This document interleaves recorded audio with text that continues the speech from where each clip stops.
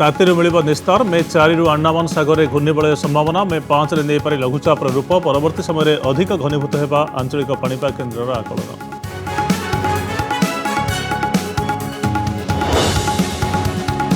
आज भी राज्य में जारी रही प्रबल ग्रीष्म प्रवाह दिन 11:30 सुधा झारसुगुड़ा सबुठारु उत्तप्त सहर राजधानी में 39 डिग्री छुईला तापमात्रा 11 जिला को हिट वेव वार्निंग जारी करिछि पाणीपाग केन्द्र।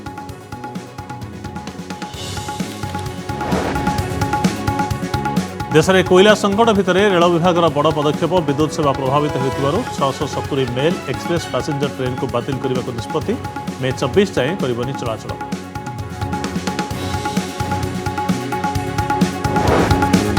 महानदी में कमी 30% अणमौसुमी जल प्रवाह सुखिला पड़ी ओडिशा भितर थिबा महानदी गर्भ देखा जाउछि बालुका सज्जा रबी चाष और विद्युत उत्पादन पर नाही पानी।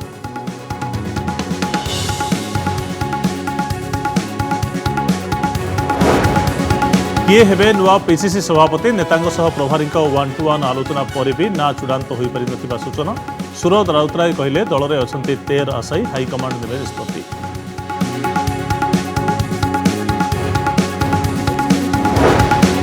राजधानी भुवनेश्वर में दिन द्विप्रहर युवती को अपहरण अभियोग कार उठाई नेबा बेले काबू कला पुलिस नुआपल्ली थाना अभियोग पर 3 अटक।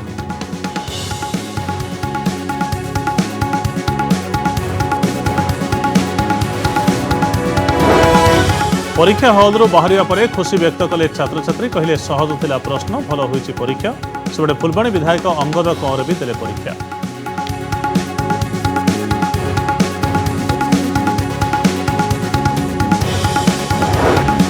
आज भी देश में 3000 उपर संक्रमण 24 घंटे 3377 नुआ पॉजिटिव गतकाली तुलन में बढ़िला 2.2% दिनक गला 60 जनक जीवन।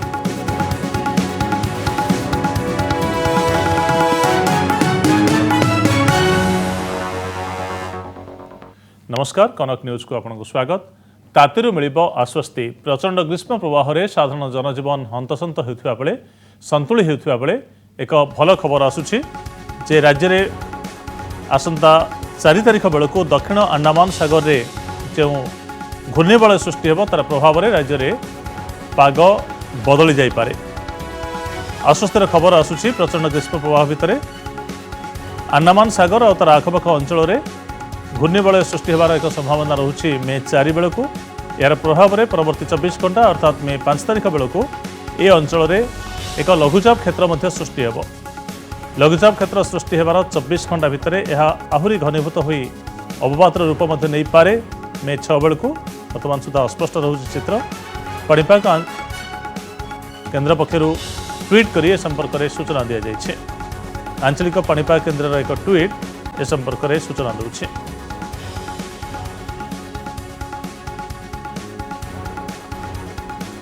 तातीरू आश्वस्ति मिल पारे लघुचाप आसुछि राज्य में प्रचंड ग्रीष्म प्रवाह भितर आसुछि आश्वस्तिर खबर। दक्षिण अंडमान सागर और तार आखपाख अंचल में घूर्णिबलय सृष्टि होबार संभावना रही। ओडिशा आंध्र ए उपकूल ठारू बे ऑफ बेंगल बा बंगोपसागर रे एक्सट्रीमली एंड पूरा शेष भाग को गले सेठी अंडमान सागर अवस्थिति जहाँ थाईलैंड काम्बोडिया पाखापाखि अंचल में अवस्थित एवं ए अंचल में एक घूर्णिबलय सृष्टि होगा जाउछि। म्यांमार काम्बोडिया थाईलैंड ई पाखापाखि अंचल में समुद्र रे सृष्टि हेब घूर्णिबलय तार गति दिग बेग ए संपर्क में किसी स्पष्ट होइनी। यह बात्यार रूप नब कि नहीं ताहा जना नहीं वर्तमान समय किंतु प्रचंड खरारु आश्वस्ति मिलिबो ए संभावना सृष्टि होउछि कारण 4 तारिख रे एक घूर्णिबलय सृष्टि हेब 5 रे लघुचाप रूप नब और 6 रे यह अवपातर रूप नहीं पारे।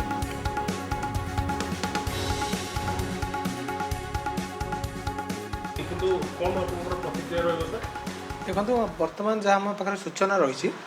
4 मे बेलू गोटे घूर्णिबलय सृष्टि होबार संभावना रही जोटा कि दक्षिण अंडमान सागर और तार पार्श्ववर्ती अंचल ये जो घूर्णिबलय प्रभाव रे तार प्रभाव में परवर्ती 24 घंटे अर्थात 5 तारिख बेलू गोटे लघुचाप क्षेत्र सृष्टि होबार संभावना रही जोटा कि समान अंचल अर्थात दक्षिण अंडमान सागर और पार्श्ववर्ती अंचल परवर्ती 24 घंटे आहुरी घनीभूत होबार संभावना रही तार प्रभाव रे कौन हो पारे किछि इंपैक्ट देखो जेहेतु बर्तमान लघुचाप क्षेत्र सृष्टि होना और बर्तमान मे मस तेणु आम बर्तमान ताकू नजर रखीचु जहाँ भी आम परवर्ती विश्लेषण रही अनुसार प्रति मुहूर्त आम परवर्ती अपडेट दिज्व सर आम देखी प्राय अनेक बात्या ओडिशा रे हिट करछि विभिन्न जगह हिट करछि से सब प्राय मे मास रे आसे सर देखो आमर विशेष कौन सूचना ना आमर जो बर्तमान जहाँ सूचना अच्छी 5 तारिख बेलू गोटे लघुचाप क्षेत्र सृष्टि होबार संभावना रोचे।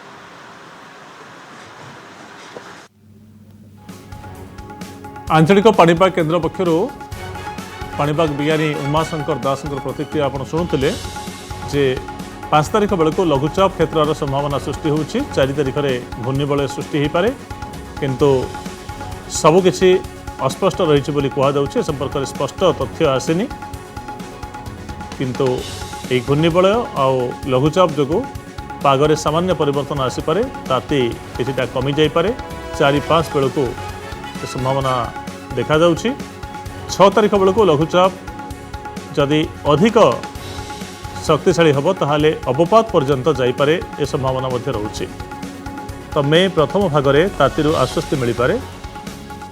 किंतु केउं दिगरे गति करिवो ओडिशा स्थल भाग उपरे किछि वर्षार संभावना रहुछि कि नाही ताहा मध्य वर्तमान जणा पड़ी नाही कारण जो लघुचाप क्षेत्र सृष्टि होछि समुद्र भितरे दीर्घ 100 किलोमीटर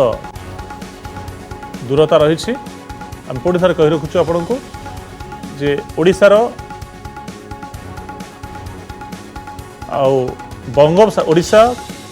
पश्चिमबंग आंध्र यही उपकूल बंगोपसागर पटे शेष भागरे रोची अंडमान सागर दक्षिण अंडमान सागर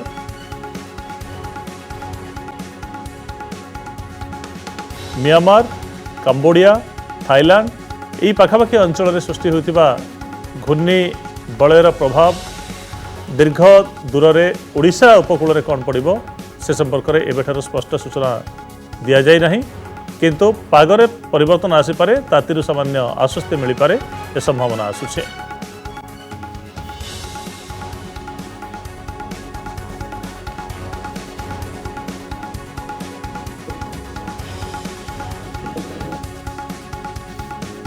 प्रबल खरा और गरम रे लोके संतुली होउछन्ते 45 डिग्री उपरे तापमात्रा पहुँचलानी आहरी 2-3 डिग्री पर्यंत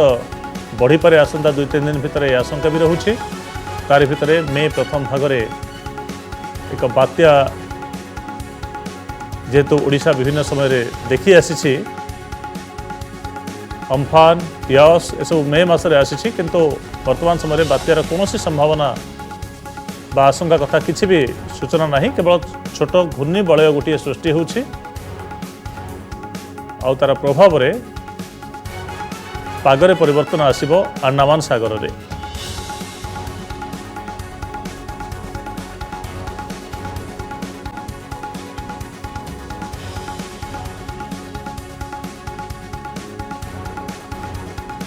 आंचलिक पाणीपाग केन्द्र पक्षर ट्वीट कर संपर्क में सूचना दि जाइछि पाणीपाग विज्ञानी उमाशंकर दास मध्य संपर्क में सूचना देइछन्ति संपर्क में अधिक सूचना पाई हम प्रतिनिधि मौसुमी महांती आम सहित जोड़ी होती। मौसुमी दक्षिण अंडमान सागर अर्थात ओडिशा उपकूल पश्चिमबंगर एक्सट्रीमली एंड कथा आम चिंता करिपरिबा आपण देखंतु जे जोठी काम्बोडिया म्यांमार किछि उपरको थाईलैंड यही अंचल रे दक्षिण अंडमान सागर निकटवर्ती स्थलभाग बोलिया कहा जाए यही अंचल पाखापाखि घूर्णिबलय सृष्टि हेब 4 तारिख में तार प्रभाव दीर्घ दूरतार 100 किलोमीटर पर ओडिशा उपकूल उपर कौन प्रभाव पकेब आज आकलन करा जाउछि ना आउ टिके समय को अपेक्षा करिया पय पड़िबा संपर्क में स्पष्ट सूचना पाए। देखो संग्राम जेहेतु बर्तमान घूर्णिबलयटी सृष्टि ही हेनी तेणु बर्तमान पाणीपाग विभाग तरफ एक्सटेंडेड रेंज तार दर्शाई दि जाइछि किंतु केते घनीभूत हबो केते प्रभावशाली रहइबो घूर्णिबलयटी लघुचाप पर या अवपात तीव्र अवपात बात्या जाए जीव कि नहीं ता बर्तमान सुधा कही हेबो नहीं समय लागिबो कारण बर्तमान बहुत प्रारंभिक स्तर रे सिस्टम टी रही पाणीपाग विभाग सूचना आमको देइछि कि 4 मे रे या दक्षिण अंडमान सागर और ता आखपाख अंचल रे घूर्णिबलयटी सृष्टि होवार संभावना अच्छी और तापर परवर्ती 24 घंटा भितर से समान अंचल रे दक्षिण अंडमान सागर रे लघुचाप क्षेत्र सृष्टि करि पारे ता 24 घंटा अधिक घनीभूत हो पारे हुए अवपात से दिन नहीं पारे तेणु बर्तमान प्रारंभिक हम कहवा कि तार प्रभाव केते दूरता भितर रहिबो बा केउ अंचल रहिबो किंतु जेहेतु दक्षिण अंडमान सागर रे लघुचाप क्षेत्र सृष्टि होगा जाऊँगी तेणु उपकूल ओडिशा रे निश्चित तार प्रभाव रहिबो पूर्व आम देखी आसचे कि दक्षिण अंडमान सागर जो लघुचाप आसे तार प्रभाव केमती रहे ओडिशा उपरे ग्रीष्म प्रभाव तो निहत भाव कमिवार संभावना रही कारण आमको पूर्व आम सूचना पाई कि मे प्रथम सप्ताह पर्यंत एभली ग्रीष्म प्रभाव जेहेतु लघुचाप संभावना बर्तमान समय देखा तो निहाती ताती कमिवार यथेष्ट संभावना रोचे टेम्परेचर डिक्रीज हो पारे कि जो लघुचाप बर्तमान समय आसो रूप नब ता बर्तमान चिंतार विषय कारण पूर्व वर्ष गुड़िक जहाँ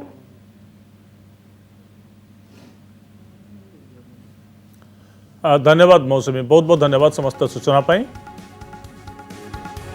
दक्षिण अंडमान सागर रे एक घूर्णिबलयर संभावना आसूची आसंता 4 तारिख में मे प्रथम भाग में प्रथम सप्ताह 5 तारिख में लघुचाप हो पारे किंतु ए संपर्क में अधिक सूचना पाणीपाग विभाग तरफ दि जाए ना समय को अपेक्षा करने कहुई।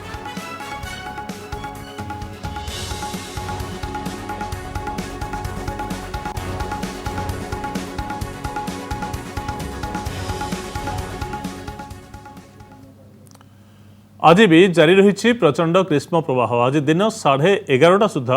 झारसुगुड़ा सबुठ उत्तप्त सहर बोली जमापड़ी और यार तापमात्रा 40.4 डिग्री रेकर्ड कर केन्दुझर में 39.6 संबलपुर में 39.2 भुवनेश्वर में 39 डिग्री तापमात्रा रेकर्ड होती आज 11 जिले में ग्रीष्म प्रवाह संभावना चेतावनी जारी कर आंचलिक पाणीपाग केन्द्र मयूरभंज सुंदरगढ़ केन्दुझर देवगढ़ अनुगुल झारसुगुड़ा संबलपुर बरगढ़ सोनपुर बौद्ध और बलांगीर येलो वार्निंग जारी करा आगामी 2 दिन पर्यंत ताती विशेष परिवर्तन होबार संभावना नहीं आभ्यंतरीण ओडिशार अनेक स्थान में स्वाभाविक ठारू 3 ରୁ 5 डिग्री जाए ताती रही आंचलिक पाणीपाग केन्द्र पक्षर कहुई। गतकाली बौद्ध राज्यर सबुठ उत्तप्त सहर होता चलित वर्षर सर्वाधिक तापमात्रा 45 डिग्री रेकर्ड कर 8 सहर में ताती 44 डिग्री किंबा अधिक रेकर्ड होती राज्यर 25 सहर में 40 डिग्री अतिक्रम कर दिनर ताती आउ 13 सहर में रातिर ताती 43 डिग्री उपर गतकाली।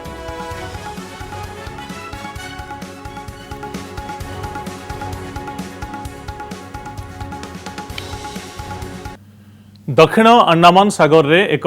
घूर्णिबलय सृष्टि होगापाई जाउछि जहा लघुचापर रूप नहीं पारे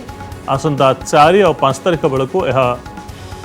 लघुचापर रूप नब ता परवर्ती पर्यायर 5 तारिख पर 24 घंटा अर्थात 6 तारिख बेलू यह अवपात किंबा तीव्र अवपात परिणत हो पारे जदि शक्ति संग्रह करिबो एपर्यंत स्पष्ट होई नाही किंतु प्रबल खरा और गरम रे लोके संतुली होउथिबा बेले आसंता मे प्रथम सप्ताह तातिर सामान्य आश्वस्ति मिल पारे ओडिशार उपकूल उपरे स्थलभाग उपरे कौन प्रभाव पड़िबो वर्षा हबो कि नाही खरा केते कमिबो ताहा स्पष्ट होइनी किंतु ताती किछटा आश्वस्ति मिल पारे मे 4 तारिख में एक घूर्णिबलय सृष्टि होगापाई जाउछि दक्षिण अंडमान सागर रे।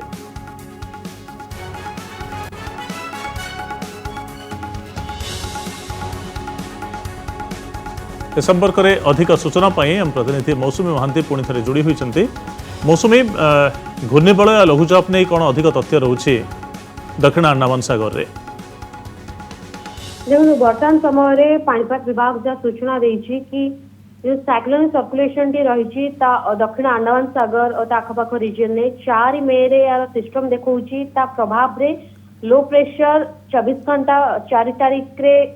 साइक्लोन सर्कुलेशन और लो प्रेशर 5 तारिख रे ता 24 घंटा पर यह आहरी घनीभूत हो लो मार्क व निर्दिष्ट केउ अंचल अच्छी लो मार्क प्रेशर परिणत हो पारे तेज 4 तारिख रे साइक्लोन सर्कुलेशन घूर्णिबलय 5 रे लघुचाप रूप नब और 6 रे यह लो मार्क प्रेशर परिणत हो और यह सही दिन अवपात व डिप्रेशन रूप नहीं पारे तेणु 5, 6, 7 एक 3 दिन आम देखा सिस्टम टी क्यों भाव गति करुच्ची अधिक घनीभूत होती तो प्रभाव रे गोटे वाइड स्प्रेड रेनफॉल आम देखिपर अंडमान और निकोबर आइलैंड अंचल में गोटे बड़ वर्षार संभावना रोचे और हेवी रेनफॉल वार्निंग रोचे लघुचाप प्रभाव रे निकोबर आइलैंड रे आरंभ हो 4 मे ठारू तेणु अंडमान और निकोबर आइलैंड रे यार प्रभाव रहिबो जेतु दक्षिण अंडमान सागर रे लघुचाप क्षेत्र रे सृष्टि अधिक घनीभूत हबो यार प्रभाव रे घंटा प्रति 40 रु 50 किलोमीटर पवन बही पारे सेही रीजन रे अंडमान और निकोबर आइलैंड आखपाख रीजन रे और या सब गस्टिंग बा झटका पवन 60 किलोमीटर रहि पारे और तापरे यार प्रभाव देखा पे मिलबो जेतले अधिक रु अधिक घनीभूत हबो ओडिसा ऊपर केमती प्रभाव रहिबो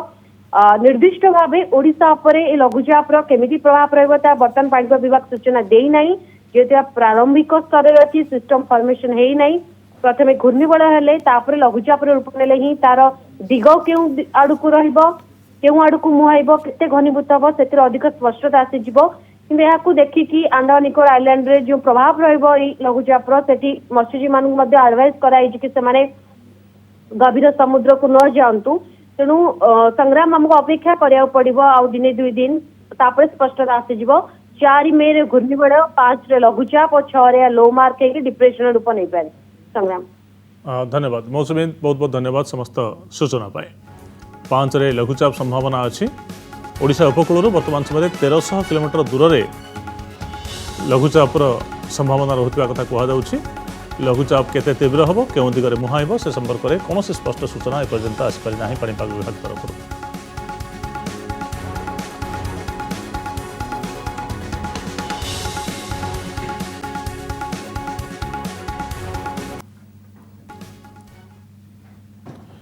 बॉयफ्रेंड को 97 लाख टंका पठाई गिरफ होइछन्ते युवती एक घरोई इंजीनियरिंग कॉलेज लेडी अकाउंटेंट निज बॉयफ्रेंड का अकाउंट को टंका पठाइबा अभियोग रे गिरफ होइछन्ते वर्षक भितर 97 लाख टंका फोन पे जरिया रे पठाइछन्ते प्रेमिका तेबे घरोई कॉलेज रो टंका गायब हेबा परे तमांडो थाना रे एने कॉलेज कर्तृपक्ष अभियोग करथिले तदंत करी पुलिस कार्यानुष्ठान नेछि तेबे रोचक कथा हेउछि एते गुडाय टंका जाउथिबा युवतीक बॉयफ्रेंड जनक से कॉलेजर जने पुरातन छात्र बोली जना पड़िछे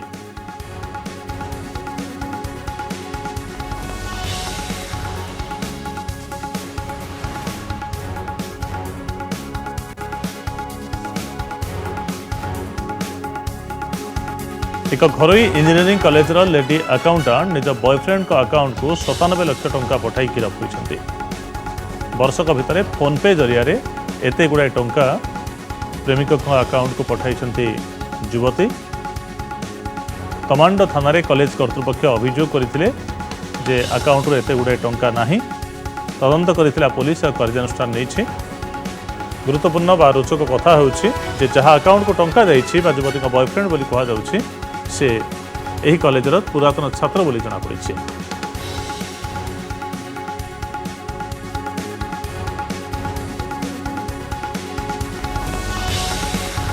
कमांडर रही घरोई इंजीनियरिंग कॉलेज टंका हेरफेर हवा गायब हवा नहीं कॉलेज कर्तृपक्ष तमांडो थाना रे अभियोग करथिले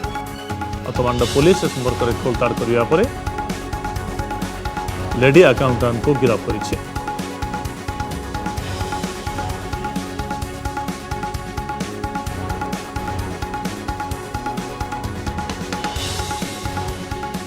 ए संपर्क में अधिक सूचना पाई हम प्रतिनिधि सौभाग्य परिडा आम सहित जोड़ी होती सौभाग्य कौन आसुछि तथ्य जे 97 लाख टंका केमिति केउ परिस्थिति रे प्रेमिक अकाउंट को पठाई युवती और शेष पुलिस हाथ में धरा पड़ी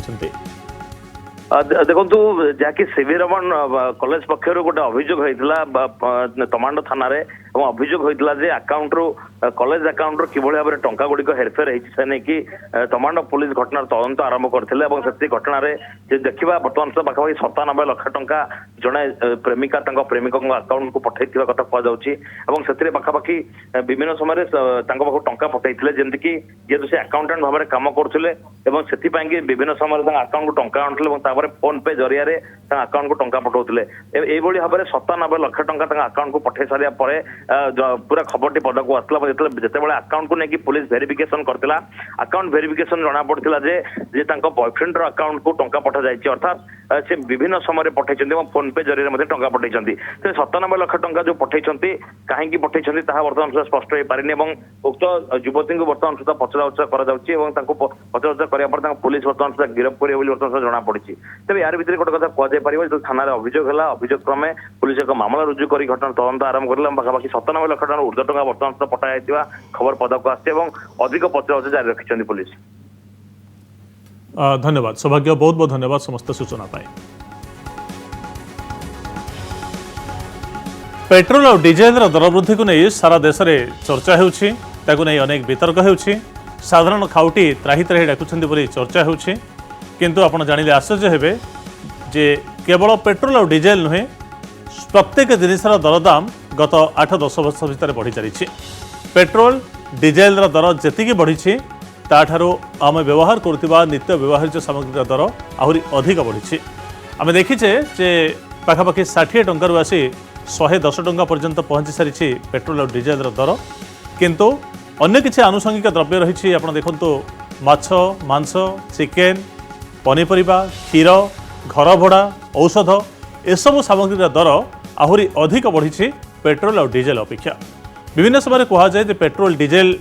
दर वृद्धि अन्य आनुषंगिक द्रव्यर दर वृद्धि मुद्रास्फीतिर कारण होता है ठीक सही कथा ही देखा मिलूँ एक 8 वर्षर अध्ययन सामना को जहाँ तथ्य आसूची ताहा आम आपण सामने वर्तमान समय उपस्थापन करूँ जे विभिन्न सामग्री दर केमिति बढ़ी चली क्षीर दर 162 पर्यंत आसी पेट्रोल 142 ए ग्राफिक्स बुझाइवा पूर्व आम आपन को आउ किछि तथ्य ए संपर्क देवाई चाहबू टिके स्पष्ट हम आप जानापी जे धरतु गोटे जिनसर केजी पिछा दर थिला 10 टंका ताको बेस प्राइस भाव में 100 टंका बोली विचार करा जिवो गोटे द्रव्यर किलो पिछा दर जदि 10 टंका अच्छी ताको बेस प्राइस भाव में 100 बोली धरा जाऊ परवर्ती पर्यायर जदि 20 टंकार आसी पहुंची से जिनसर दर ताहले बेस प्राइस 100% बढ़ी बोली विचार करा जिवो से आधार रे आम आपन सामने रखुछु वर्तमान समय तथ्य अर्थात जदि 2014 रे बेस प्राइस 100 बोली विचार करा जिवो ताहले पेट्रोल 142 रे पहुंची एवं क्षीर 162 रे पहुंची टिके आउ टिके स्पष्ट भाव में कहले धरतु पेट्रोल लिटर जदि 60 टंका थिला जदि 110 पर्यंत आसी अर्थात 142 को आसी किंतु ता तुलन में क्षीर दर जहाँ थिला ताठारु अधिक बढ़ी पेट्रोल डीजेल दर जो अनुपात में बढ़ी बेस प्राइस हिसाब से क्षीर दर ताठारु अधिक बढ़ी 100 बेस प्राइस होउची 10 टंका को विचार करा जाउची 100 ताको हिसाब करा जाई जो तथ्य आसुची पेट्रोल 142 पर्यंत आसी और क्षीर आसी 162 पर्यंत केवल क्षीर नुहे अन्य आउ एक प्लेट को आसवाई चाहिए पेट्रोल 142 सामान अच्छी किंतु घर भड़ा 165 पर्यंत आसी बेस प्राइस को यदि विचार करा जिवो ताहले पेट्रोल दर जेतिकी बढ़ी 42 पर्यंत बढ़ी किंतु घर भड़ा 65 पर्यंत अधिक बढ़ी तेणु पेट्रोल सामग्रीर दर वृद्धि अन्य सामग्री उपर मध्य केमिति पड़ुछि तार देखुछन्ति आपण प्रभाव जे गत 8 वर्ष भितर पैसार मूल्य केमिति कमी कमी जाउछि आउ विभिन्न सर्विस कहतु गुड्स कहतु खाइबा द्रव्य कहतु औषध कहतु तार रेट केमिति बढ़ी बढ़ी चली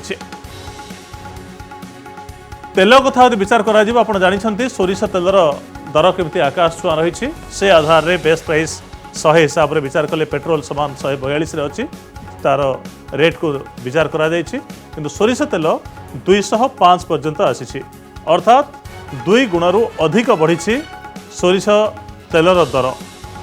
तो पेट्रोल धरतु जदि 70 टंकार थिला 110 टंकार आसी पहुंची 100 रु ताको 42 बोली विचार करा जाउछि बेस प्राइस हिसाब रे किंतु सोरिष तेलर दर जहाँ थिला से 2 गुणरु अधिक बढ़ी सारी अर्थात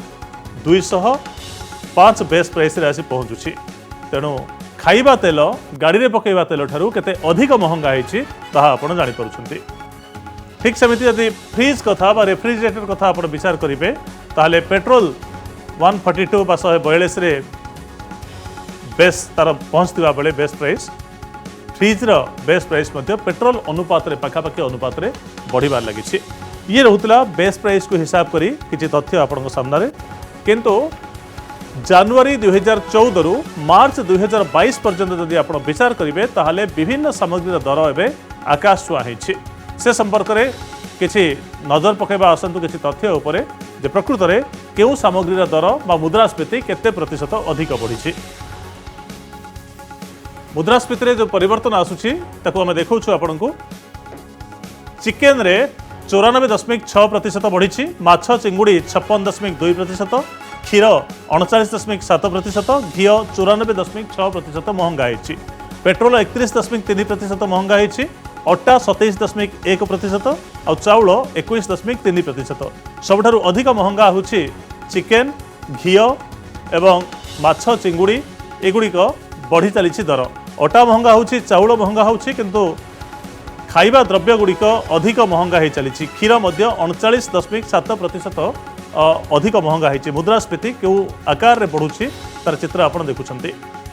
आपण 2014 जनवरी बेलू हस्पिटाल रे जति खर्च करुथिले बा हस्पिटाल बिल जति आसुतिला समान रोग और समान ट्रीटमेंट पई वर्तमान समय 71.6% आपणकर बढ़ुछि हस्पिटाल चार्ज।